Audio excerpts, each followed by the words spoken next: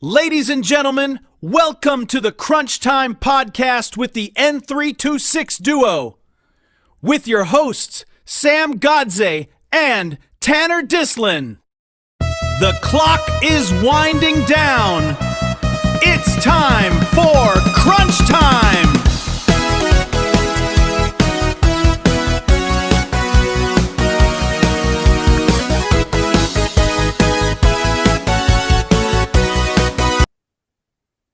Hello, everybody, and welcome to Crunch Time with the N326 duo. We are live from our new studio. I am your host, Sam Gotzi, and with me today, as always, is Tanner Dislin. Tanner, how you feeling? Really interesting stuff going on in the baseball world. A couple of managers lost their jobs recently, Sam. Obviously, the Mets continue to play terrible baseball, and it's putting me into an interesting situation for the summer. But look, I guess the only thing you can do is just hope they play better, because the good thing about baseball is they play every day.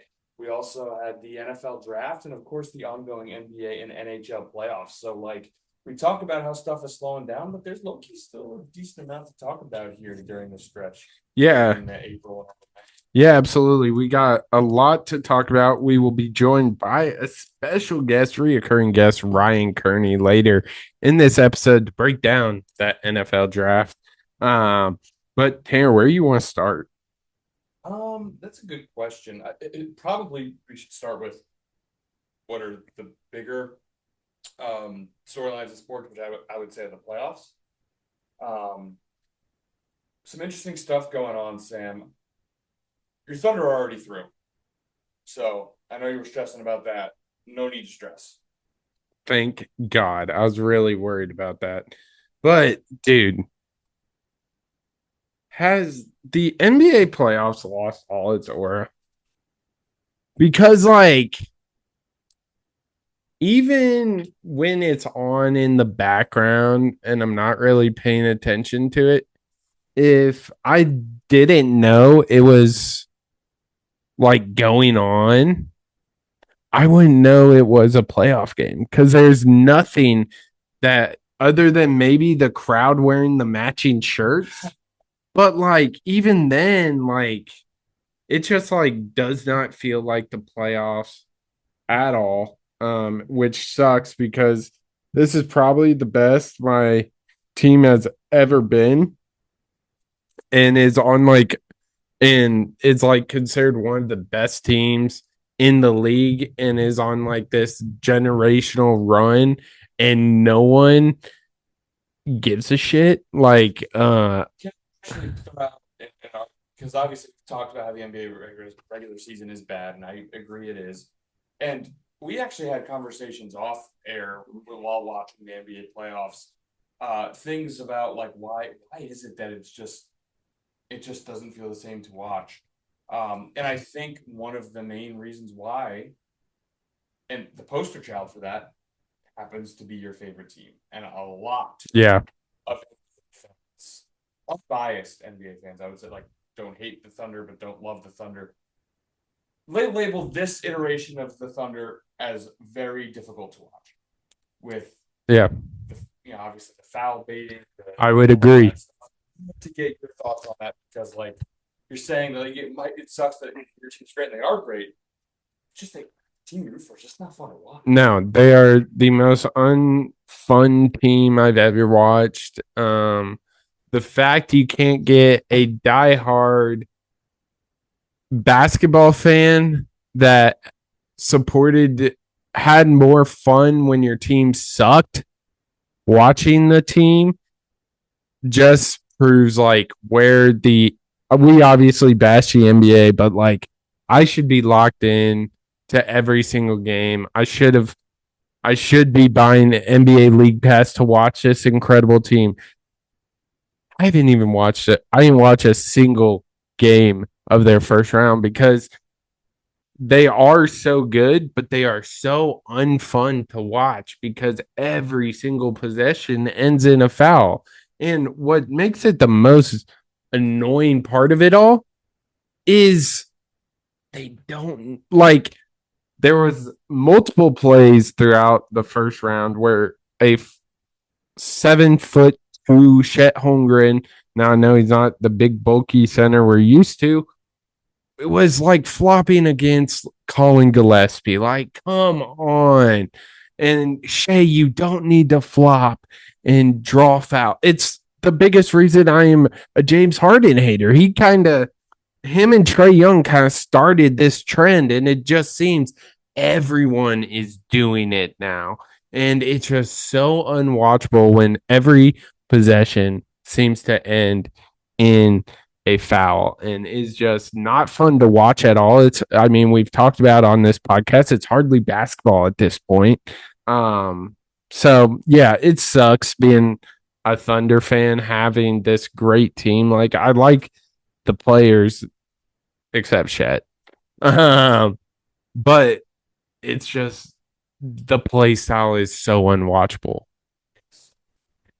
Agree with that sentiment, and that's the poster job for it. And the best team, the team who won the NBA Finals last year, the team who's waltzing its way through the playoffs so far this year, obviously being the Suns or sweeping the Suns, is like proving that you can be successful while doing it. So like, Yeah, obviously, the other team that does it a lot is Jalen Brunson, who happens to be on my favorite team, and like that kind of sucks to watch. Now, yeah, like it's this whole long think piece in the state of the NBA, and I don't know if Adam Silver has his priorities straight when it's coming to fixing the league, because it's clear where his top priority is, because we actually got an update today, just mere hours on Tuesday before we're recording, about Adam Silver's an updated anti-tanking plan. I did not see this. You know, is fine. I mean, I do think tanking in general is a bad thing, and the NBA does have teams that do tank. I'm not saying that that's not an issue. Gameplay right now is the biggest issue. Yeah. Watchability is the biggest issue to me, because simply put, we just can't continue to have games that are 130 to 145. Mhm. Each team shoots 70 free throws. That just can't continue to happen. Yeah. As much as a foul baiting is an issue, I think there's so many things I can nitpick, but like on the other side, you have the Celtics who are shooting 53 pointers a game. Well, it's obviously different because it's the offensive scheme that is producing so many wide open threes, but like I don't know. It just can't be every team doing that. Like there were some college teams that chucked, like Wisconsin chucked a lot. I thought they were fun to watch, specifically when you put them against like a team like when they played against a team like Iowa, a team that's very slow, doesn't shoot a ton of threes. Like that contrasting style to me is interesting. But it's just the NBA, everyone's so good. The guards are so good that the Celtics shoot a lot of threes, but then they play a team who they're worse than, who also shoots a lot of threes, not as many threes as the Celtics, but still a lot. And then that, like, there's no contrasting styles. It's just a team that plays similar to the Celtics, just worse. So then it just becomes like a boring watch. Yeah. To me, a team that chucks threes is fine, because there has to be some teams. Yeah, there have to be some teams in the NBA that like to get it into their big man. Yeah. And get it into their big man who plays back to the basket and dominates the boards and dominates the offensive boards, and have a team play that way. And then when they match up, it's like, oh, which team's going to impose their will? Like that to me is compelling. Yeah. Not just every team get it to your guard, ISO 3. Yeah. Not get it to your guard, 2 dribble, jolt your head back like you got hit, and then they call a foul and then you go to the line. That's not compelling. Yeah. So you know, it's to me the fix is simple, and you have to reevaluate the rule book. I think I've said this. I don't know if I've said this on the podcast. I've said this to you, but they've completely taken control of the game out of the referees' hands. NBA referees have been refereeing for a very long time. They know what's a foul and what's not. Let them have that feel. Yeah. Referees see something, they see a hand on a body. Oh, foul! You can't do that. Okay, well, how does that play into the flow of the game? That's what refs are good at. and like they just have completely taken that out of the game. So you need to be able to let refs ref again, and in some of this foul baity type movements, I feel like they feel like they're backed into a corner. They have to call us because of the rule book. When in reality, they could say, in the flow of the game, they could say maybe technically by the rule that was a foul, but like screw you, I'm not giving you that. Yeah. That was a soft move. You're not getting that foul. Right now, refs don't have that feel, and that Yeah, absolutely. It's definitely been a frustrating first couple rounds, but one of the more interesting first round matchups has been this Nuggets Timberwolves. It's Minnesota is actually leading 3-2.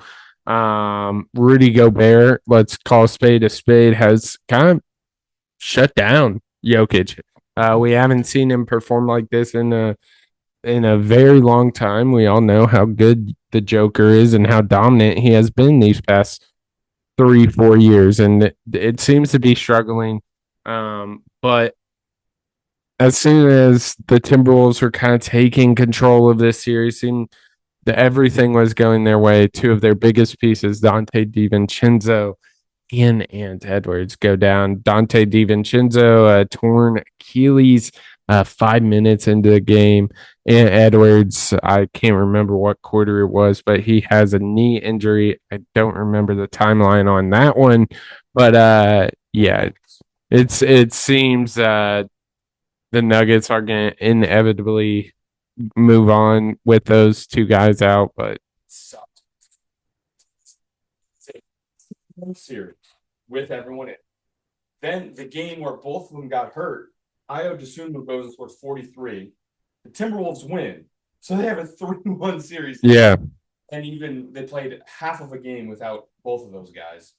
And yeah, it absolutely sucks.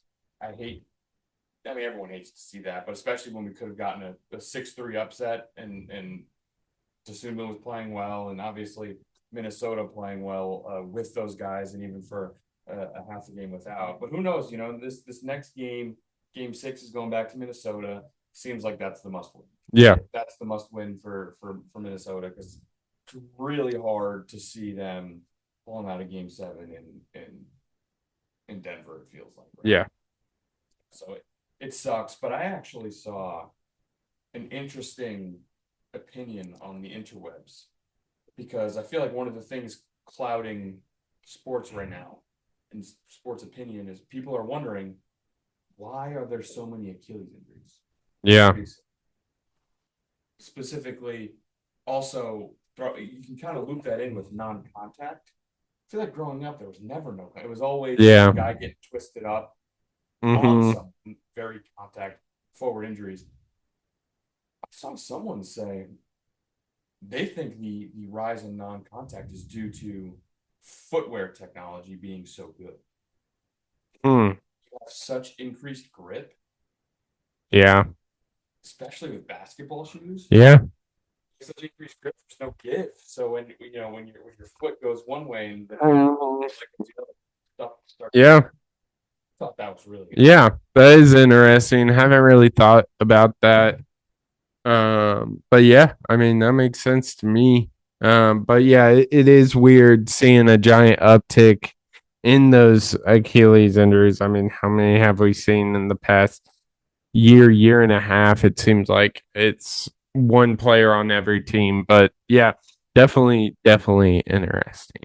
But like across the board, Spurs lead 3-1.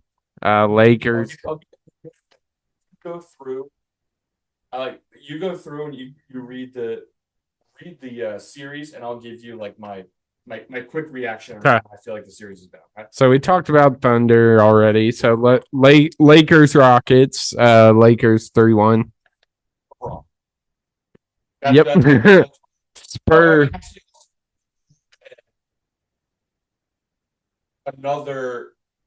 Another aspect of the NBA that I feel like is really hurting the league as a whole is player availability. Yeah. Katie's been out like first. Mm-hmm. Yeah. Maybe not. Yeah, I don't remember. But the fact of the matter is, KD has not been playing, and it just takes a few seconds. Yeah, absolutely. Spurs up 3-1 against Blazers. Celtic will go to the East now. Pistons down 3-1 to the Magic. Interesting. Yeah. Interesting. Because Pistons, at least from the eye test, from what I've watched, obviously the results speak to this too, because they're down 3-1 series. Has to be one of the worst one seeds I've ever seen. Yeah. Which is weird because I think they have the best player on the court. In the series? Yeah. Yeah, probably. I would say Cade Cunningham's better than it's Cade or Paulo, and I think Cade. Probably. But yeah, Cade had the best. And I think he's been pretty rough this series. yeah. But yeah, this is interesting. It's confusing. I don't think the Magic are very good. I just think the Pistons are worse. Like, it's not like I'm leaving this series going, oh, the Magic can really do like. Yeah. They're gonna probably lose next round, but like the Pistons are just brutal. Yeah. Cavs Raptors series tied 2-2. The series has been, I don't know, call me a casual, call me whatever. I've maybe watched 5 minutes of the series. Yeah. Like being total snooze, even though the series is close. And I think they may have had some close games individually. Yeah. Snooze. I mean, like, Yeah. I guess the Raptors won by 4, like 93-89 on Sunday. Like that should be a game I'm interested in. Well, when Thunder dominance is being thrown down your throat, LeBron doing what he's doing, and that's deservingly. But like, I have heard no buzz about this series, and it's probably one of the better ones. Sunday, it is the only result that was a single digit. Yeah. So 13-point, a 10-point, and a 22-point wins in the so maybe that's why I haven't heard much of it. But yeah, the series is close, but I feel like it's just not. It doesn't have juice. Yeah. It just doesn't have juice. Yeah. Damn, that's crazy. Knicks Hawks series tied 2-2. Yeah, obviously I'm a Knicks fan. I've watched every game of this series. Like the Knicks. And another thing that I think just like really the only juice is that New York is in it. CJ McCollum's been great. That's been cool to see. I love CJ McCollum, obviously, going back to the Lehigh days, like beating Duke. Yeah. Anyone like that that's a signature college career moment. Watching them in NBA, I like them. I love CJ McCollum. It's great seeing him turn back the clock a little bit to the type of player he was earlier in his career. My takeaway here, I mean, it's just like the Knicks are the better team. I think the Knicks will win the series, but I don't. The Knicks will get just slaughtered by Boston. Yeah. Especially off the last year's. I don't think this team has much. I don't think this team will win a championship. So it's like it'd be great to win the series if they do, which I think they will. They should. I don't know their chance against Boston, to be honest. Yeah, and then finally Celtics 76ers. Celtics won that one game. Yeah. That was cool.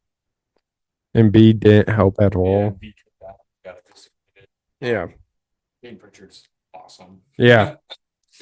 Yeah, he's. Yep, that's the name of the game. Other than that, not a whole lot going on. Obviously, hoping these matchups get better as the playoffs go on. But any final thoughts on NBA playoffs? I think on the playoffs themselves, I think we just about covered it again. At least the first round seems to have lost some juice. Hopefully, later rounds gain some juice. But I don't. Is it worth kind of seeing what we can decipher from this anti-tanking? Sure.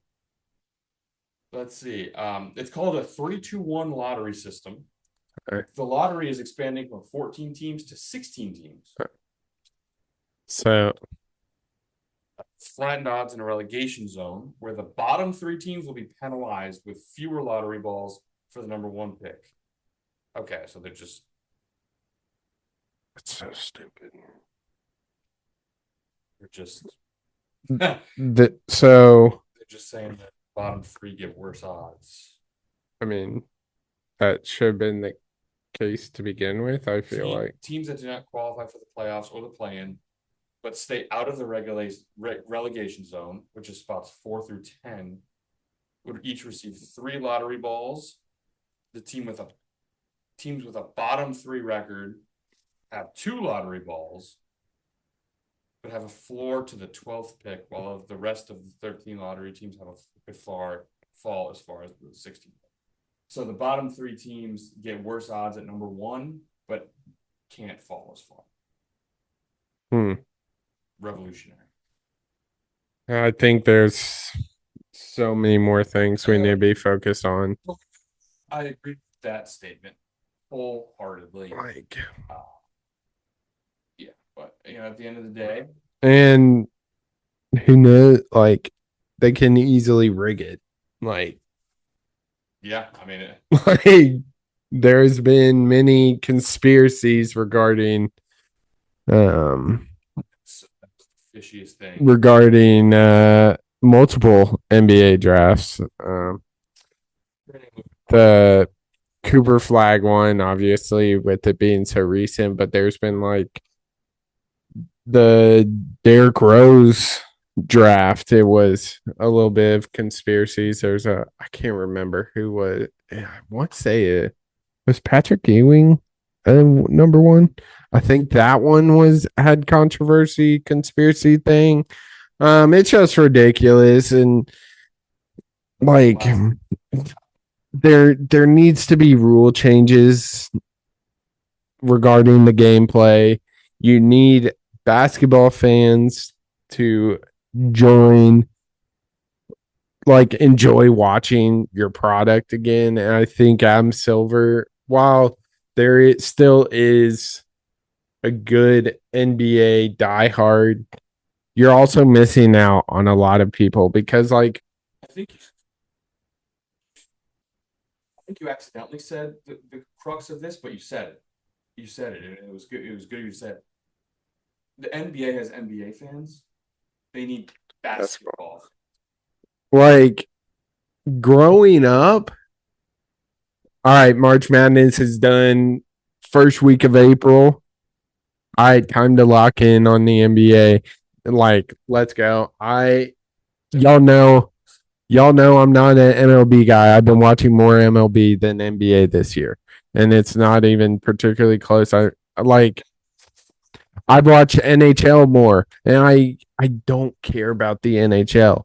But I think the NHL playoffs is some of the best sporting out there. Like, it is just the complete opposite of the NBA playoffs, and it is so good. I think NHL is one of the most underrated professional leagues out there, especially in the States. I don't think it does. It gets the love it deserves, and I say this every single year. Every Stanley Cup playoffs, I'm like, why do I not watch this sport more? Because it's absolutely electric. There's diehard fans. The players go all out, all game, and it's just 2 completely different products that are similar in many ways. Like, they play the same type of playoffs, they play the same amount of games. Yet you don't see NHL players doing load management when their game is 10 times more physical than a basketball game. It just where did the NBA go wrong? I am speechless. Is everything the NBA isn't, including a sport that I grew up with, the ins and outs, and I care about. Like, it's which sucks to say. I just like hockey as a sport is just not something I personally care about. The league is awesome. Yeah. Like, the play like everything you said. Play through injuries. They will do everything in their power to be available every game, and the playoffs feel like they have juice. And yeah, it's the unfortunate spot. It's just so frustrating because I think all y'all would agree. I'm a diehard college basketball fan. No matter who's playing, I'm the guy that watches every game of every tournament come March. I'm the guy watching every game in the Maui or the Player Invitational. Like Feast Week is some of my favorite time of the year. And the fact I do not care about the NBA is exactly what's wrong with the league right now. Because I would say I fall into that category as well. And it'll be hard for us to find, I think, two people who care about basketball. Like if you were to do a graph and like care about basketball and care about the NBA, you'd be hard pressed to find two people that are so high about basketball and so low about basketball. Yeah, absolutely. But yeah. That's our thoughts. That's our thoughts on the NBA playoffs. Let us know if you've heard that one before. Yeah. That's fallen from grace, and it happens every time, but that's how we feel. Yeah, absolutely. But where do you want to get to next? I feel like the next we should turn to the baseball diamond. Yeah. I think the story. I mean, obviously for me, the story of this, as I am a Mets fan, is just underachievement. Yeah. At the bottom. But the biggest stories in baseball right now are just a few days ago, the Boston Red Sox, another team who is drastically underperforming, albeit they're better than the Mets and better than a team I'm going to get to next, but slightly, completely cleaned out, fired its manager. Yeah. Just a manager who is, I'll give, is very controversial, was the bench coach in Houston during the obviously the sign stealing scandal. And then there was another scandal in Boston in 2018, the year they won the World Series, with watches and stuff like that. He's been suspended, but obviously rehired in Boston, and is largely thought of as a very good baseball mind and someone who is not going to be unemployed for long. I was shocked. I thought, no way that Alex Cora was going to get fired. Yeah. And he was. And I don't. It's crazy how we get here, because Sam, today on Tuesday morning, the Philadelphia Phillies, who have a young core of players that I would wager, even if you're not a big baseball fan, you've heard of guys like Kyle Schwarber, Bryce Harper, Trey Turner. These are perennial all-stars. They made the World Series in 2022. They made the NLDS pretty much every year since then, won the East a lot. They fired their manager, Rob Thompson. Rob Thompson led them to that World Series. He actually took over halfway through the year when they fired Joe Girardi, but he came in and was largely thought of as the reason they turned it around, made it to the World Series. He's had 90-plus wins every single year, every single full year he's coached the Philadelphia Phillies. They are 9-19 as the date of recording. That's the same record as the Mets. They are tied for the worst in baseball at 9-19. The Phillies fired their manager. The Mets have not, even though the Phillies manager has 3 straight years of winning 90 games. 3 major market, huge fan base teams that not only are trying to compete, but the talent on their roster should be competing, and they all stink. Yeah, it seems obviously when those 2 managers were let go, I saw a lot of what are the Mets waiting for? And I've obviously, like I said, been paying a little more attention to the MLB. And with you being a Mets fan, I do end up catching a lot of that, the team info, and I'm just like, okay, these teams that are having a rough go but have had success like within the past couple of years, they're letting go of big pieces of those success stories. And then you have the Mets, who we're on a historic losing streak, and there's not even chatter about it. It seems like obviously you're more in depth on Mets Twitter, but it seems the storyline is okay. These teams, yeah, yeah, obviously, but like you're not getting reports of like, oh, they might pull the trigger on this, but it's just shocking, really. Yeah, if rumor has it, the Phillies, there are ties there. The Phillies general manager, GM or president, their executive Dave Dombrowski was an executive for the Red Sox during their World Series run in 2018. He hired Alex Cora. He and Alex Cora are very good friends and maintain that relationship. Rumor has it he already reached out to Cora to give him the job, and Cora turned it down and said, "No, the rest of the summer I'm going to be with my family, and then I'll make my decision on my future in the offseason." Yeah, Teams are already lining up to hire Alex Cora. yeah, Rob Thompson, as I mentioned, had a very good record with the Phillies. I imagine he is not out of a job very long either. And yeah, and the fact of the matter is that this is a long-winded way of getting to my stance on this, because the problems with the New York Mets go so far beyond the so far beyond the manager. Firing the manager will not turn this team into a contender right now. Will not have this team increase their team OPS from the 600s, which is one of the worst in the MLB, obviously. I don't think he's very good at his job, to be honest with you. yeah, I don't think he's a great manager, but I don't think moving on from the manager is a bad idea, but I don't think moving on from the manager will fix anything. I just think it's it'll just get a better manager in, but won't turn this team into a good. So yeah, that's where my thoughts are. But so negative to start the year, obviously, at least certainly from my perspective, being a Mets fan. There are a lot of teams that are playing some really good baseball. yeah, None other than your Chicago Cubs. yeah, yeah. They've been playing well as of late. They had kind of a slow start to begin this season, but it seems they have kind of turned things around. Obviously, um, let me pull up their kind of last stretch of things, but They had won 10 straight. However, they since were then have lost. yeah, and that's to the Dodgers. So like Yep. Two of the two to Dodgers, the and then they Dodgers. lost the opening to the Padres. And obviously, they turn around and win the series against the Padres. No one's really batting on. Yeah, my with this win streak though,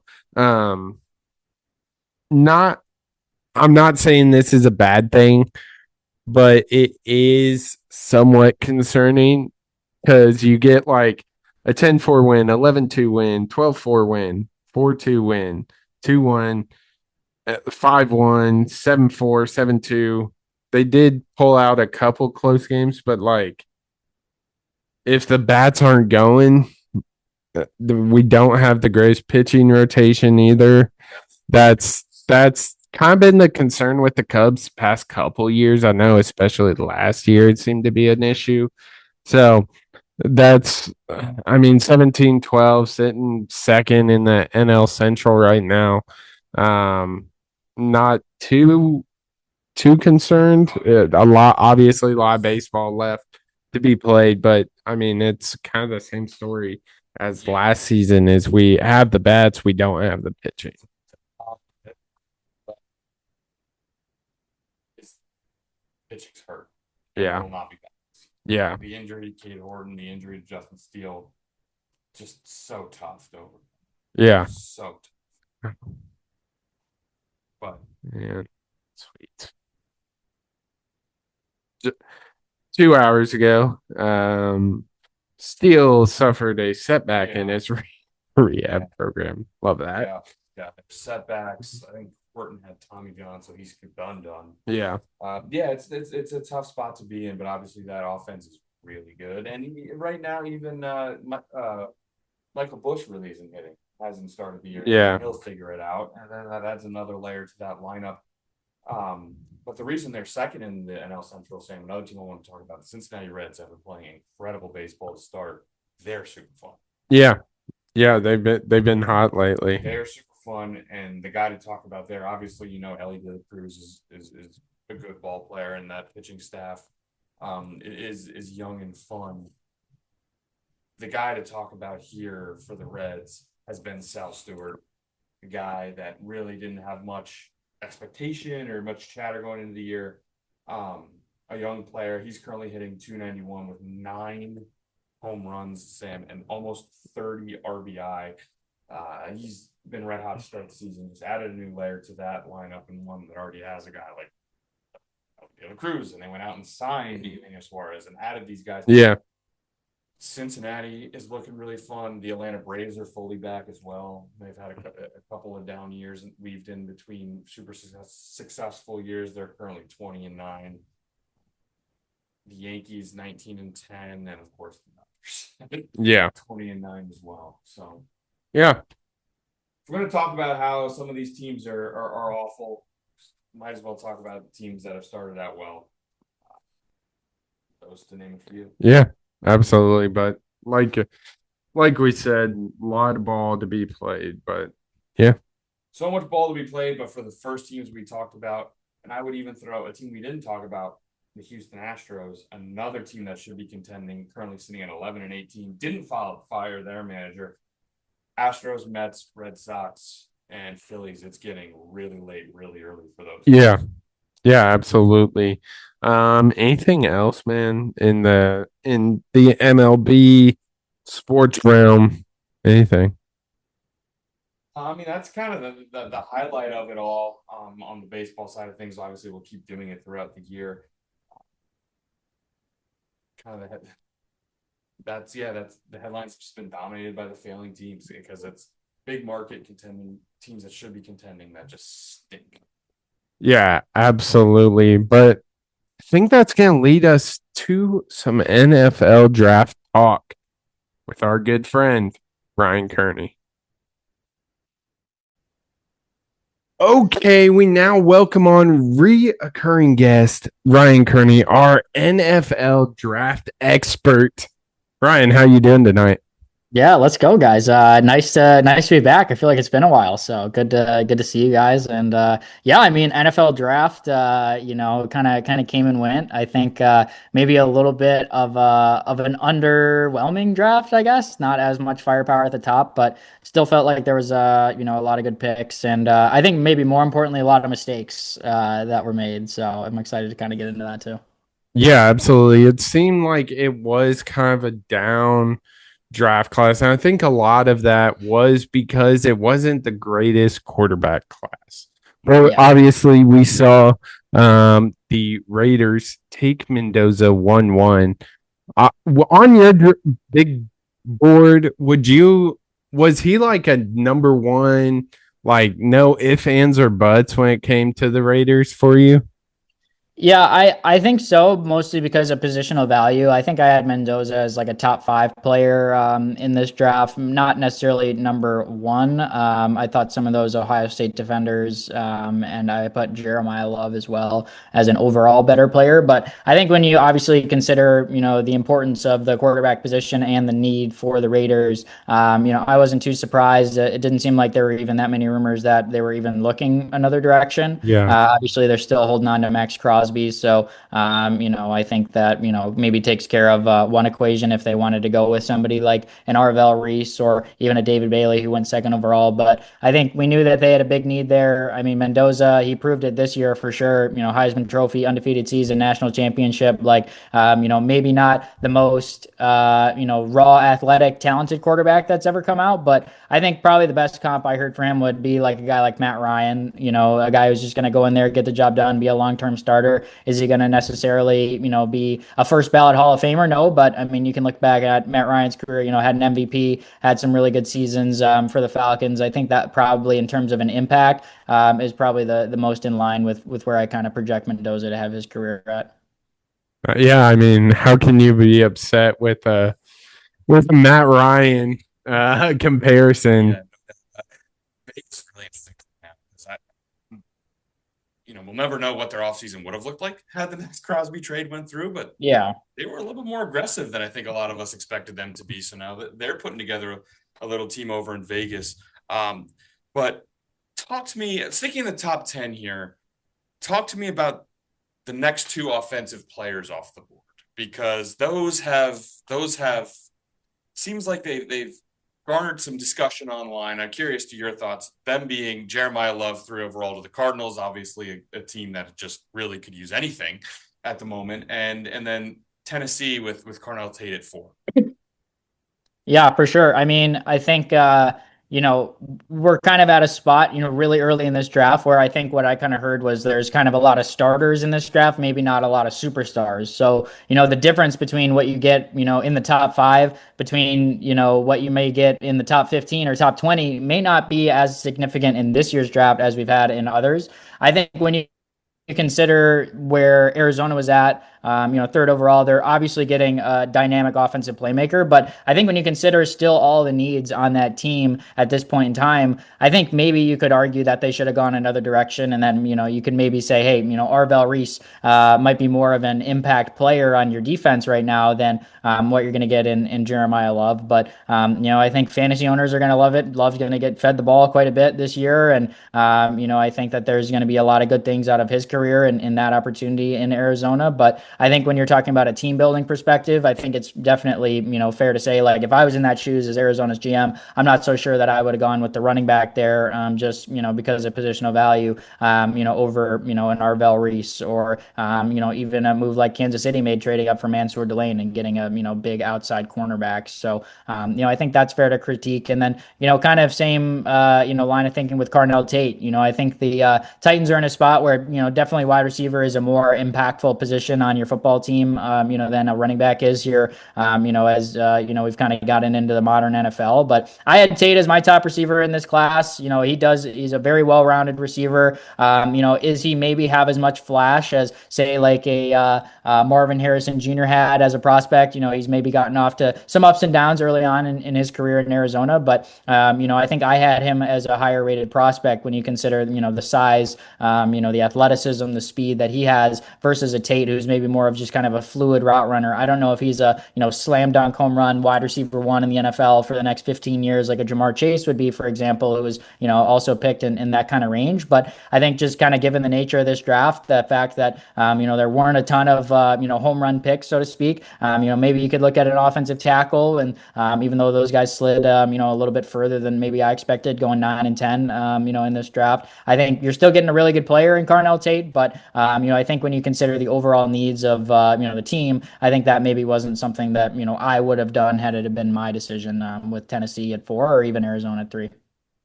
Yeah, it seemed there was a lot of confusing picks by multiple teams in this one, and one being Ty Simpson going to the Rams. We've all seen kind of the clips of McVay in the war room, not too thrilled. The press conference he had, same vibe. Kind of give me your thoughts on that. Yeah. Does that, like, where did you have Ty Simpson? Because it seemed to be quite the stretch, and honestly not a need for the Rams when you have some wide receivers available at that 13th pick. Yeah, I did have kind of like an early round 2 grade on Ty Simpson. I think when you have players in that range, it's fair to say, you can take them in the first round, but maybe at the back half of the first round. Maybe that's a situation where you kind of trade back or even move up if you have a second or third round pick, to make that happen so you get the 5th-year option. But it definitely was a shocker. I definitely would agree with the majority on that. Like, I like Ty Simpson as a prospect. Like, there's nothing against a, round 2 type player. I thought he's a better prospect than I thought Tyler Shuck was last year. He got picked in the 2nd round by the Saints. I think he does some good things, but just not the biggest guy. 6'1", 211 pounds. It's kind of undersized for a quarterback. So for him to go, that early was definitely surprising, and fair for somebody like Matt Stafford to be like, hey, I'm coming off an MVP season. Yeah. Like, can we get me a little bit more help either up front or another receiver? At that point of the draft, I think that would have been a fair decision to make at that point in time for me rather than going with Simpson. But But on the flip side, like, there's so few teams that end up making decisions like that. And I'm not saying that I would have been one to make this decision, but, you obviously think about the few examples of times where a guy's been able to sit behind a, high quality starter. You obviously think about Pat Mahomes sitting behind Alex Smith. You think about Jordan Love sitting behind Aaron Rodgers. And, those guys have gone on to be, solid. Obviously, Mahomes is great, but, Jordan Love, I certainly think he had some kind of raw traits and abilities, but he definitely benefited from a year where you're able to sit. And I think so many times teams, they end up just kind of rushing it. They're not in a position where they can have the ability to sit a quarterback for a full year. And, Simpson may have a year or two behind Stafford, and who knows, we're not a few years back where Stafford had some injury concerns too. So, I get the line of thinking. It certainly seemed like more of a Les Snead decision than a Sean McVay decision, trying to kind of maximize the end of Stafford here. But, I personally would have mocked them a receiver in that spot. I think taking a Mekhi Lemon in that spot, gives you a little bit more potential to win now. And also you have a receiver room with Devontae Adams, who's getting a little bit older. Puka Nacua is, kind of got some interesting off the field habits. You never know how long,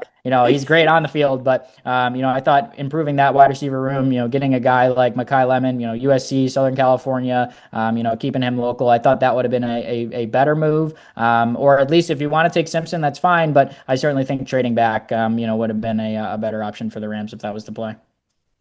Yeah. Yeah. Looking at the first round as a whole, because I agree, to me that was the one that had to be brought up, was the Ty Simpson. Exactly. Surprised a lot of people. But looking at the first round as a whole, going back to what you first said, there were some good picks, but more importantly, there were some mistakes. Are there any glaring first round mistakes that you see? And fair warning, I am very scared for this answer. Yeah, I mean, I can imagine. I mean, honestly, like I really would look. It may, there's plenty of picks before this, but I mean, Jadarian Price going 32 to the Seattle Seahawks. I understand they're in a spot. They, just won the Super Bowl. Things are going good. They're happy. They need to replace Kenneth Walker. I get all that, but Jadarian Price was the backup running back to Jeremiah Love here. At Notre Dame. I did not think that he was the kind of player that deserved to be a first round pick by any means. I thought he was a day two, probably even a round 3 pick for me, in my opinion. Just kind of an undersized running back. I think in a spot like that, it's kind of, you always, you're in a position of luxury, right? The media loves saying, oh, just fill any holes, you can go anywhere, you can't go wrong. But things happen fast. Guys move on. They obviously lost a few pieces on that defense this year. I thought that that was just kind of a little bit of a head scratching pick to me, to see a guy like Price, who I thought had no business going in the first round, get picked at 32. And, like I said, kind of at the top, there was kind of a lot of, starters, not stars. So we didn't necessarily know how this first round was going to kind of pan out. I think a guy like Chris Johnson from Miami, I thought that was actually a good pick with him going there. But, I wasn't sure if a corner from San Diego State would find their way into the first round. And clearly teams were not afraid to take their guys. And I think Seattle's kind of historically been a team that's not afraid to go off the board a little bit. But, I thought that was more kind of a spot where they're just filling a need. Whereas I feel like you can find a running back on day 3. You can find a veteran running back to, get the job done for you. That I was a little bit surprised that they ended up going with Price there at the end of the first. You can take Caleb Banks. I'm taking it as a win. Yeah, it seemed there was just a lot of kind of interesting storylines. One being a guy you mentioned, Mekhi Lemon. Your Eagles just swiped him right from the Steelers. Kind of talk to me about that. Talk about Lemon as a prospect, because it seemed he was ready to go for the Steelers, and your Eagles swipe in and pick him up.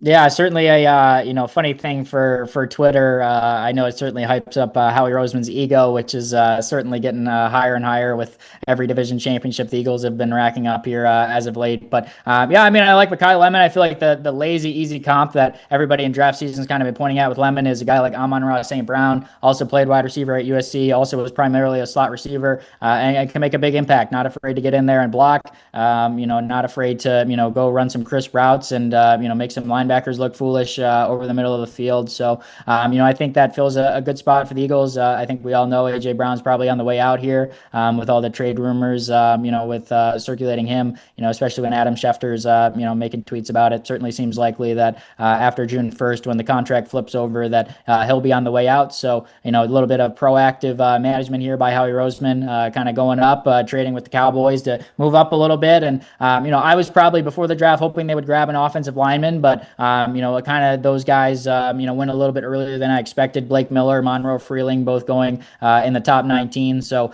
the Eagles, they came out and said that, they kind of tiered up this draft, and Mekhi Lemon was kind of that last guy, and I guess what you would call the tier 2 group of guys that the Eagles might be able to grab, with their picks. So move up a couple spots, make sure you can grab him. Obviously, we know now the Steelers wanted him, so he wouldn't have been there at 23 if they held back. And Howie Roseman's certainly not shy to call up and make some moves. So I like Mekhi Lemon. Do I think he's gonna, kind of like Carnell Tate, is he going to be an immediate wide receiver one? Jamar Chase? No, I don't think so at all. But I think he'll be certainly a strong contributor, to an Eagles offense that is going to have to kind of spread the ball around a little bit more in the near future, whereas they haven't been able to, kind of have that luxury. AJ Brown's, he wants his 10, 15 targets a game. So I think even if Lemon can kind of get in there, you get him, 4 or 5 targets in a game, I think he'll make an impact as a rookie and, can be a contributor moving forward to the team. Yeah, absolutely. That was just so wild. He's Yeah, talking. He's on the phone with the GM of Steelers, and he's like, "Why is Philly calling me?" One of the crazier storylines.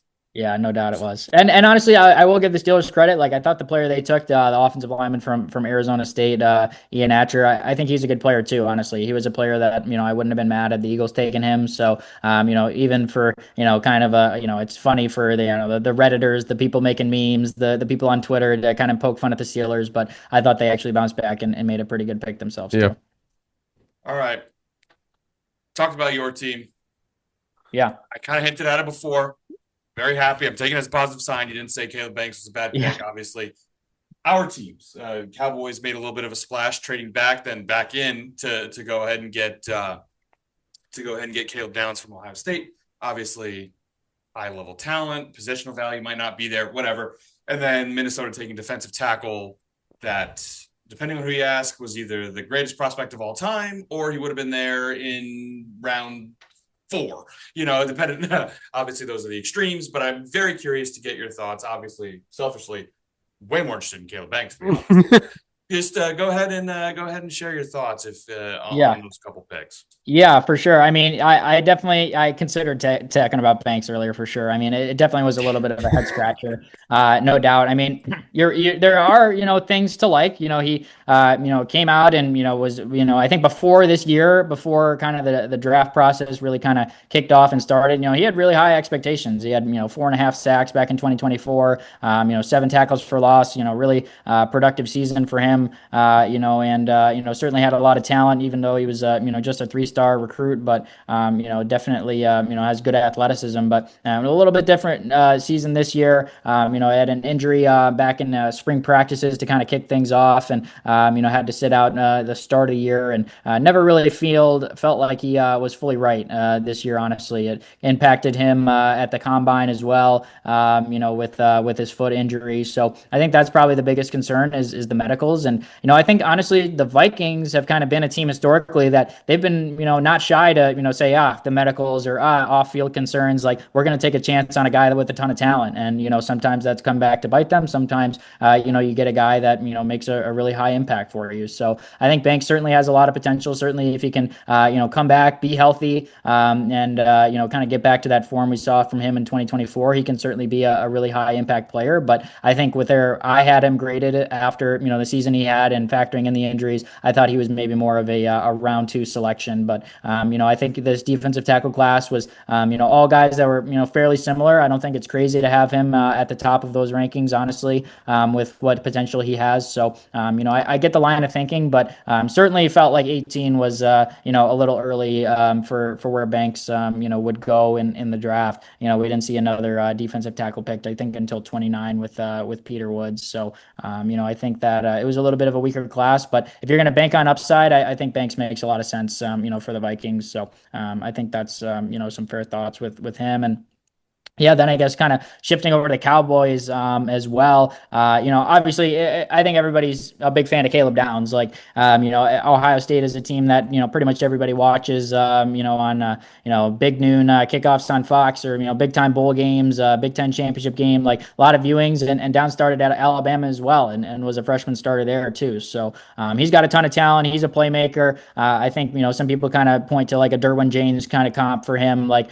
just can get out there and make plays, and you're just getting a really damn good player there. So it's kind of funny that I know a lot of Giants fans that were hoping they were going to grab him at 10, and then you see your division rival take him one pick later. So you kind of wonder how that'll pan out. But they got another good excuse me, they got another good player in the first round as well with Malachi Lawrence. I think he was kind of an underrated edge rusher that, I like that pick a lot for Dallas too. So a couple of big high impact players, but Down certainly could be, one of the better picks of this draft, no doubt. Yeah, definitely. We all know the Cowboys struggled tremendously on defense, and it was good to see that that was a focus of this draft, which I'd love to see. Yeah. Got any question? I, I feel like we kind of ran its course on the first. For sure. Yeah. But obviously, there's plenty of gems on the next day. If we're talking about some players that you had second round grades on, surely that win the first round, that means the opposite was the case as well. Yeah. Shifting to the second round, what stands out to you? Who got a good value pick? And who do you want to talk about when it comes to the second round?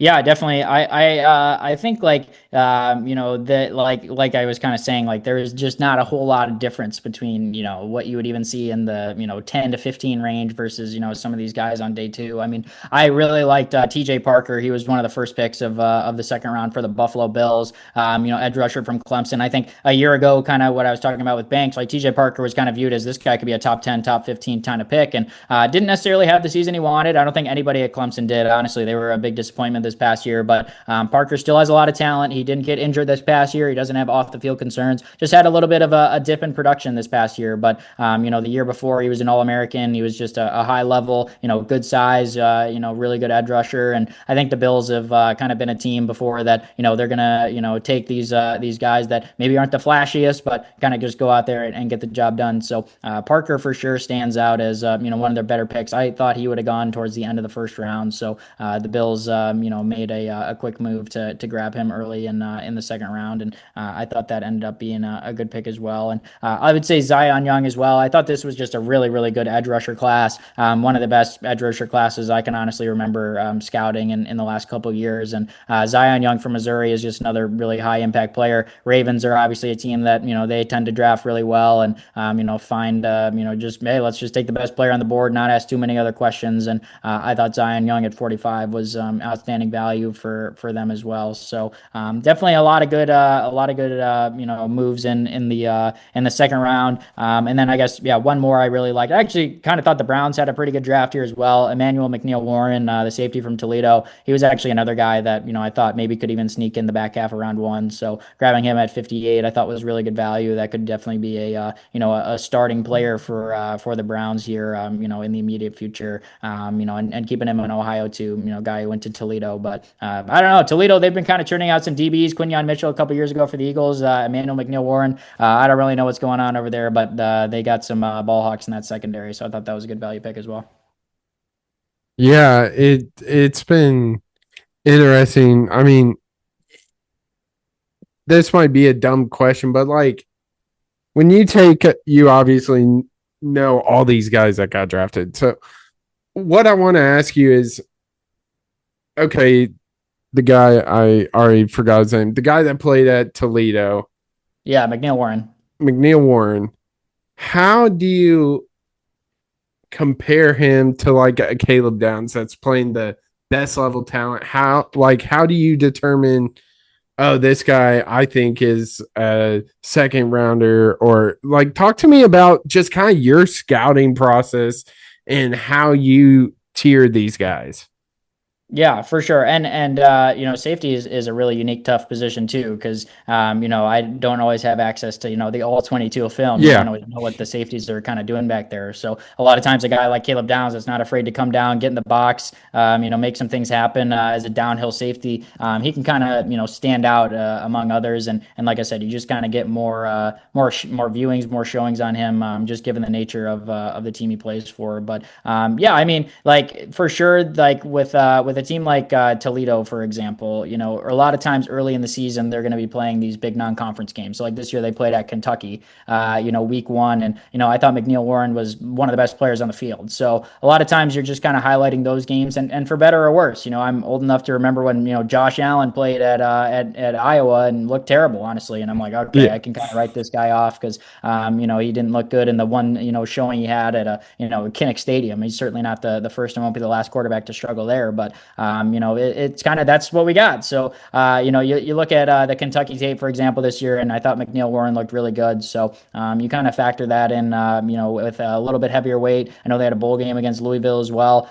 Didn't think he stood out as much in that game as he did the Kentucky game, but a lot of times that's where you're kind of projecting things, and then the athleticism. Once you start getting the testing information, you get some of the pro day, the combine data. You can kind of stack him up. Like, is this speed max speed, or is this speed okay? This would actually hang up in the Big Ten or the SEC. Is this agility we see out of him? Does this stack up in a 3-cone drill? Does the height, the weight? That's where you can kind of start to fill in some of the gaps with a guy like McNeil Warren as well. That comes from a smaller school, but you can kind of still get a little bit of a taste of what he may be able to do against some higher end competition, even if it's at a little bit smaller sample size. Yeah, absolutely. I mean, you kind of mentioned the combine. One dude I want to talk about is one of the most interesting stories. Obviously, it was later in the draft. I think he was 7th round, taken by your Eagles, Uar Yeah. Bernard. What Yeah. a unit. Yeah, he really is. I think he's just kind of another guy where it's like you give the Eagles the benefit of the doubt because they found Jordan Mailata, their big Yeah, offensive left exactly. tackle, and he was in kind of this same program that the NFL has, the International Pathway Program, to try to get more international guys, just get more looks into getting an opportunity, in the NFL. So. I think for the Eagles, they know they still got a lot of work in front of him. Obviously hasn't had, you're talking about competition with McNeil Warren, like try doing, competition studies with, a guy who hasn't even played college football at all. So, Yeah. he's got the athleticism for sure. You can take a chance and see if you can, figure him out. I know there was another one of the international pathway players that the Dolphins took at a tight end, I believe, in this draft as well. So I think it's good for the overall growth of football, and nice that a team like the Eagles was able to do that. I know Howie Roseman was kind of talking that their defensive line coach was able to kind of work him out and get some views on him in person and saying hey, is this guy just got this crazy athleticism, or can we actually turn him into a football team? So I think that's good general managing. Honestly, it's like, hey, let me talk directly to defensive line coach. Like, what do you think? Can this guy work? Pretty much, rather than just Yeah. saying like, oh, I think he can work. Now go, good luck, try to coach him. So I think that's a good thing that the Eagles did. A little bit of good collaboration amongst the staff and getting prepared for the draft. So you never know if it'll work, but he's got an opportunity to kind of learn from guys like Jordan Davis and Jalen Carter. Yeah. Another athletic freaks, and guys that played in the SEC. They can kind of teach him real quick, and he doesn't necessarily have the pressure of being like, hey, we need you to go stop the run here. 40 times a game on week one. So definitely an awesome story, and hopefully there's more guys like him coming that football can continue to grow across the globe. Yeah. I mean, just like his measurables, his combine, I was like, oh my, like, Yeah. it's crazy. Yeah. Playing games in Nigeria. Yeah. Yeah, literally a 4.6 40 at 306 pounds. Like It's you crazy. never see that. Yeah. Yeah. Kind of along those lines, obviously you're talking about bringing up a 7th rounder. I wanted to give you a chance from the 3rd round on, just who's someone you feel like you want to talk about. Could be someone that maybe no one's talking about. Maybe it could be someone that everyone's talking about as a good value pick. Who's someone that stands out to you where you're like, ooh, it could be a great pick, could be a bad pick. Just who do you want to talk about? Someone that was drafted from the 3rd round on, potentially someone that could be playing on Sundays and could be solidify himself as a whole household name, or could be someone you're like, what the hell are they doing? I'm Yeah, just for sure. open-ended. what comes to mind with that? Yeah, no doubt. I mean, I can't remember who I was talking about this, but the medicals just come into play so much, and I think nobody exemplified that more in this draft than Jermod McCoy. He's a cornerback from Tennessee. There was definitely conversation that he could go in the back half of round one. Ends up going the first pick of the fourth round to the Las Vegas Raiders in this draft. Didn't play a snap this past season. Was injured, for the entire year, and that's a lot of times where the concern lies. Still with his knee, but 2 years ago, last time he touched the field at Tennessee, he was basically a shutdown corner in the SEC. There was, from a football standpoint, a lot to like, but from a medical standpoint, you're talking and trusting your team doctors. All the coaches obviously are like, hey, give me a chance. I want to take this athletic guy. He's good on the football field, but they're saying there's long-term concerns with the health of his knee. And what does Jermon McCoy do? He put out a video on Instagram of him climbing up a light pole and doing all this stuff. Hey, my knee's fine, basically, is his way to prove people wrong. And I think it's people like that. It's great stories. I think back to a guy like Nakobe Dean. He fell a couple years ago in the draft to the Eagles, for a pectoral injury he suffered in kind of the draft process. Probably would have been a first-round pick had that not happened. And, the medicals ended up, causing him to fall, struggle a little bit as a rookie, kind of getting out of that. But, then kind of turned into a starter, had a game-winning interception at the end of a playoff game against the Green Bay Packers in the year the Eagles won the Super Bowl. And, I know left this year in free agency from the Eagles, but, was certainly, kind of got back to form of what his potential is. So for me, a lot of times these day three guys, you're either kind of taking a special teamer, a guy that you're very confident is going to make your roster, or you're taking a guy with a lot of holes. There's flaws in his game one way or another. That's why they fell to round three, especially in a year like this. So, I think I give credit to the Raiders for taking a swing and saying, hey, yeah, Jermod McCoy, maybe he never pans out. Maybe the knee never comes back to 100%. But if it does, we may have a starting corner that we found in, the first pick of round four. Yeah, absolutely. One guy that I was interested in being a little bit of a Arkansas Razorback fan, Taylon Green. Talk to me about him. Obviously dropped to the sixth round. Did the Cleveland Browns entering a very interesting quarterback room, but you just see the raw athleticism, and then you see him throw a pick that's on a 5-yard out. Talk to me about him and what your expectations for what could be his NFL career. Yeah, obviously, started a couple of years at Boise State before making the switch over to Arkansas this past year. Got off to a red hot start this year, honestly, in Arkansas season. Was maybe somebody that you were kind of looking at as oh, maybe this guy could be one of those guys that emerges. Obviously, really good athleticism. Was a team captain this year, at Arkansas as well. Started to kind of get into a rhythm, but I think it's the inconsistencies. I think as we got into SEC play, you kind of started to see some of that, and as a guy that was in kind of his fourth year as a starter, you kind of wonder, it's all right, is those things ever going to come around? I think just a little bit inconsistent mechanics, sometimes a little bit late to kind of process the defense, get to his second or third reads before he's just kind of going, all right, let me go scramble, let me go take off and run and try to make something happen. Sometimes he was a little bit too willing to kind of, force some balls in and, got into some trouble with interceptions as a result of that. But certainly has a lot of athleticism, honestly, and kind of scouting him, I feel like he would make a damn good tight end, honestly, with his size and running ability. Sounds like he's kind of denied that willingness to kind of be a tight end. But I think even day one he kind of comes in and it's hey, if you want to do a little Taysom Hill stuff, let him throw the ball, let him run the ball a little bit. I think he can certainly be an effective play caller or an effective quarterback, but maybe just not a full-time starter in the NFL with some of his mental processing struggles we saw even this year in SEC play. Yeah, it is interesting this because we've heard that storyline how many times. This quarterback that has all these inconsistencies but is just a freak athlete. And for some reason, I mean, I know why, it's their ego. They just refuse to take on another position. I mean, the only guy I can think of is Denard Robinson did it with the Jaguars however many years ago.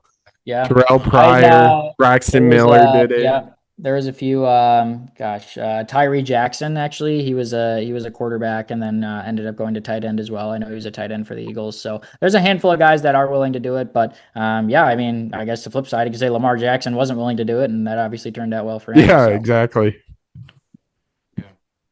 You got anything? That was kind of all I had. Obviously, I'm just curious in general. Obviously, we talked a little bit about first round pick, but Minnesota as a whole, obviously, I'm a Vikings fan. Last year was about as devastating as it got. Yeah. Give me a little bit of hope, or just completely knock it out of me. Just of the draft as a whole, because obviously names we didn't mention, Dominique Orange from Iowa State, really solidifying that defensive line, and then a fullback from Michigan. Just talk to me about the draft as a whole for Minnesota. So Yeah. a lot of Yeah, those we talked. guys. Yeah, we did talk about Banks, and I honestly do like their second round pick a lot. Jake Golday, kind of a classic off ball linebacker that can just fill the run, make things happen. Like not necessarily the most exciting, exhilarating pick that's going to jump off the wall, but like a player that's going to make your roster, that's going to be able to start games and be an impact player and just kind of get the job done. I think for better or worse, you can think of a guy like Jack Campbell. I don't know if Golday is quite as good as Jack Campbell, but there was a lot of criticism when Campbell was picked to the Lions, and he's turned into a very reliable, consistent player for them in the middle of that defense. And I think a guy like Golday is another one that just kind of fits that mold and can be a starter for the Vikings here next season. So I like him. I think you mentioned Orange. I think he's pretty good as well. So overall, yeah, I wouldn't necessarily rank the Vikings as a top 5, top 10 draft. In a year like this, just given the fact that we talked about Banks being a little bit high risk, high reward, certainly could flop if the foot continues to have concerns, or he just kind of plays like he did a year ago. But I think there's a little bit of optimism because I thought they made a solid pick down the middle with Golday in round 2. Say that. Yeah. One of the big names in this draft for whatever reason, Diego Pavia. Yeah. Where did you have him on your big board? Obviously went undrafted. Very interesting post-draft storyline. Was expected to try out for the Go training camp with the Ravens. Yeah. All of a sudden he just signed a 3-year deal. Talk to me about that and kind of your thoughts on him as a prospect, where you had him, and like why do you think that dropped to a Heisman finalist to undrafted, first time since 2014 with Jordan Lynch out of Northern Illinois? Yeah, I mean, and kind of hearing that, I'm maybe even more critical that he was a Heisman finalist more so than that he went undrafted. Yeah. Honestly. I wasn't super high on Pavia. Honestly, I didn't have a drafted grade on him. I had him as one of the top undrafted free agent quarterbacks in this draft. So, that's exactly where things lined up. I think for reasons everybody's seen, the videos of, you kind of wonder about his ego or, like everything that kind of happened after he was kind of in the Heisman conversation. Like, it just kind of seemed like his maturity is fair to question. And, when you're the quarterback, for better or worse, you have to be the leader of that team. Everybody's going to kind of turn to you and say, hey, we need you to be the leader. And we saw that with Shadur Sanders a year ago, where he dropped despite having a lot of talent. But I think kind of the falling back on Pavia is just on top of all that, like he's just not a good sized quarterback. He's only 5'10". So, it's hard for anybody really to kind of make it at that point. Certainly a good competitor. But I think it's fair to criticize, what's the high end ability of a guy like this. So obviously the Ravens are going through a change. No more John Harbaugh, so you wonder, how much stability is going to be there. But historically, they've been a team that is willing to kind of take a chance on these guys as well. And hopefully he never has to play. Lamar Jackson is playing, but with injuries and things, I think Pavia at least could step in there and maybe in a pinch play decent enough to run an offense for you. But I wasn't too shocked that he went undrafted, honestly. I think that credit to him for already getting a contract, but we'll see how long it lasts for him. But I think a lot of it is probably the off the field concerns and the size and in terms of why he fell being undrafted. Yeah, absolutely. That seemed to be what I saw on the internet. But you got any more questions, Tanner? You got any more to wrap up the draft here? So I got 2 more for you, Ryan. Yeah. Obviously the consensus around this draft is, you said there were a lot of stars, not stars. Is next year's draft just gonna be absolutely loaded with stars? Like, is that the reason this draft was not as hyped up?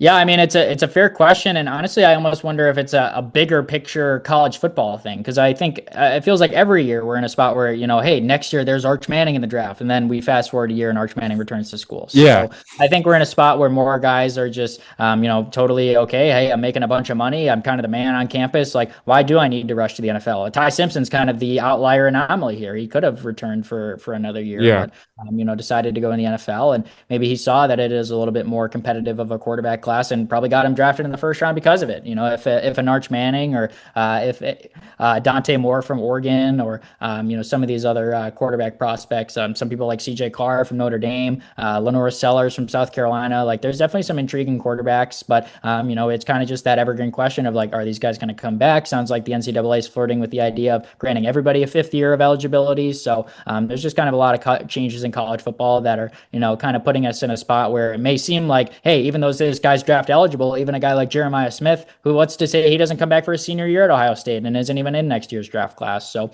I think it's just kind of a, landscape thing in college athletics now where, these top 5-star recruits that are panning out aren't a guarantee to come out and declare after just 3 years in college. Yeah. I mean, that makes sense. Based on that, I was throw in like someone like Garrett Nussmeier, who like I don't remember his draft capital last year, but I remember it was big coming. He's coming back, and supposed to be a Heisman candidate, and LSU is supposed to be a top 5 team, and they just weren't. They just didn't play well. And even turning back the clock even more, I remember like Matt Barkley when he came back, it was like, oh my god, and then he was terrible, and his draft stock plummeted. And even guys you mentioned, basically everyone on Clemson who was supposed to come back to a top 3 team in college football, and they weren't. So but I think one last question: who are the winners of this draft, and who are the losers? I mean, like it's again, it feels crazy to say. I feel like the layups though are the teams that have two first round picks. So the Giants, for example, I think by default of having 2 top 10 picks, I think you're probably going to be a winner. But I think Arvell Reese and Francis Oga, who they took, the offensive tackle from Miami. I think they got 2 studs in this draft for sure. So hard for me to overlook a team like the Giants. I thought the Browns had a pretty good draft as well, grabbing an offensive tackle, Spencer Fano, getting Casey Concepcion, big receiver. They also got Denzel Boston. We talked about Emmanuel McNeil-Warren. So thought there was some good depth in the Browns draft as well. And then even the New York Jets, the only team with 3 first-round picks in this year's draft, getting David Bailey, Kenyon Sadiq, and Omar Cooper. I think those are just kind of the easy teams to name because just they had the quantity and quality of picks that you're going to want. Losers, I think a lot of people are kind of making fun of the Jacksonville Jaguars. They didn't have a first round pick this year, but even on day 2, thought they made some just kind of interesting picks. Taking a tight end, Nate Borker, with their second round pick was a little bit of a head scratcher. The Jags, I think, maybe you could consider being a loser of this draft. The Rams as well, honestly, like we'll see how things pan out with Ty Simpson, but it's certainly a distraction. Everybody's going to be asking questions of, are we moving on from Stafford, rather than if you take a receiver, it's all right, we're trying to maximize this window. So could work. We talked about the pros and the cons of taking a quarterback early with some of those other examples, but I think for the near future, it's fair to say that the Rams could be a loser of this draft as well. So those are a couple teams that come to mind. I guess the Niners as well. I wasn't super encouraged by the Niners draft. I know they took Stribling, the receiver, at the first pick in the second round, but didn't have a first round pick this year. So I thought the Niners draft was a little bit underwhelming as well. Yeah, absolutely. Well, we appreciate you coming on. You amaze me every time you come on. Like you're talking about guys from Toledo, like that weren't even like talked about. It's really impressive what you do, honestly. Yeah, and one of my favorite podcasts of the year because I learned, but listening. Yeah, it's awesome. So we appreciate you coming on. I mean, I know how much you love talking about it, so we appreciate you coming on, Ryan. Yeah, glad to come on. Always happy to do it, and good to get to chat with you guys as well. So thanks for the invite.